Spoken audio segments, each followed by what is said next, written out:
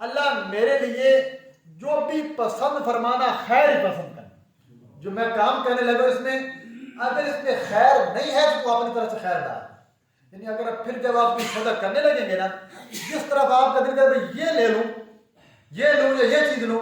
اب ہمارے ہاں جب کسی کا نکاح کیا جانے لگتا ہے، رشتہ کیا جانے لگتا ہے، تو کچھ والدین ایسے بھی ہیں کہ جب وہ ایسا قدم اٹھانے لگتے ہیں استخارہ کرتے ہیں.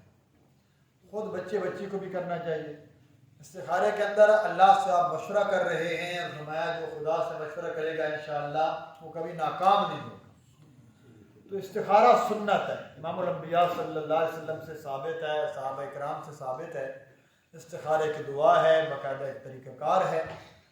تو اس میں یہ چیز دیکھنا بہت اچھی، اس کے فوائد ہوتے ہیں کہ اس میں بعض اوقات اللہ تعالیٰ کی طرف سے رہنمائی کر دی جاتی ہے، دل میں بات ڈال دی جاتی ہے، ایسے حالات پیدا کر دی جاتے ہیں کہ وہ اس کے حق میں بہتر ہوگا یا نہیں. اسی طرح یہ صرف رشتے کے ساتھ خاص نہیں ہے، ہمارے یہاں یہ بس اس کو خاص کر لیا گیا کہ رشتہ کرنا ہے تو استخارہ کرنا ہے.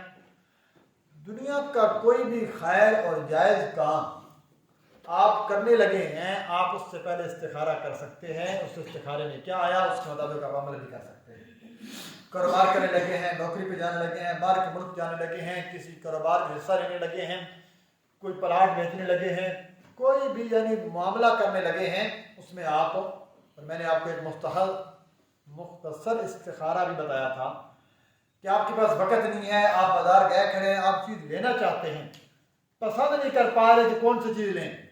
آپ جانور خریدنا چاہتے ہیں، کوئی چیز خریدنا چاہتے ہیں، کوئی جوتا حتیٰ کہ چھوٹی سے چھوٹی چیز سے لے کر بڑی سے بڑی چیز تک کوئی سودا کرنا چاہتا ہے، فوراً گاہک لگ چکا ہے. اب کیا کریں؟ اب ہفتہ ڈیڑھ ہفتہ آپ صبر بھی نہیں کر سکتے، کوئی ظاہری طور پر آپ کے پاس گنجائش نہیں ہے. مختصر استخارہ یہ ہے، اللہ پہ ذات کو توکل کیجئے اور دو لفظ کہیے، اللہم خر لی واختر لی. اللہم، اللہم تو لفظ آسان ہے، میرے ساتھ دہرا لیں کہ آپ کو یاد رہنا. اللہم خر لی، خا کے ساتھ، اللہم خر لی واختر لی.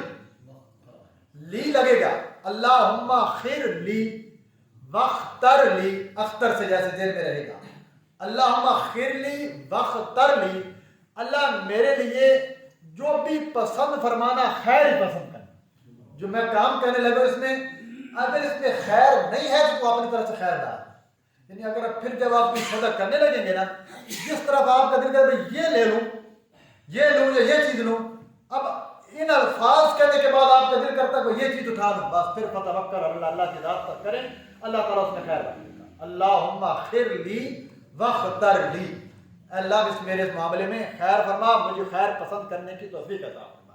تو یہ مختصر یعنی 2 سیکنڈ کے اندر آپ کا استخارہ ہو گیا اور انشاءاللہ اللہ تعالیٰ آپ کی مدد آپ کے ساتھ ہوگی. تو یہ مقصد میرا یہ ہے کہ ہر کام میں آپ اللہ سے تعلق مضبوط رکھیں، انشاءاللہ دنیاوی نقصان بھی نہیں ہوگا، اخروی بھی نہیں ہوگا.